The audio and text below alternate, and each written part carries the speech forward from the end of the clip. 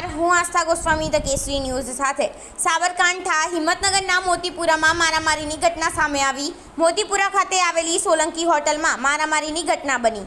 3 ઈસમોએ હોટલના કર્મચારીને ઢોર માર માર્યો. ઘટનાની જાણ થતાં પોલીસ ઘટના સ્થળ ઉપર આવી પહોંચી. પોલીસ 2 અસામાજિક તત્વોને ઝડપી પાડ્યા, જે પૈકી એક ઈસમ પોલીસ સ્ટેશનમાંથી નાસી છૂટ્યો. ભોગ બનનારને સિવિલ હોસ્પિટલ ખાતે સારવાર માટે ખસેડવામાં આવ્યો. સામાજિક તત્વોએ હોટલમાં કરી તોડફોડ. સમગ્ર ઘટનાના સીસીટીવી ફૂટેજ સામે આવ્યા. પોલીસ આ અંગે કાર્યવાહી હાથ ધરી. રિપોર્ટર ઝાકીર હુસૈન મહેમાન દ્વારા.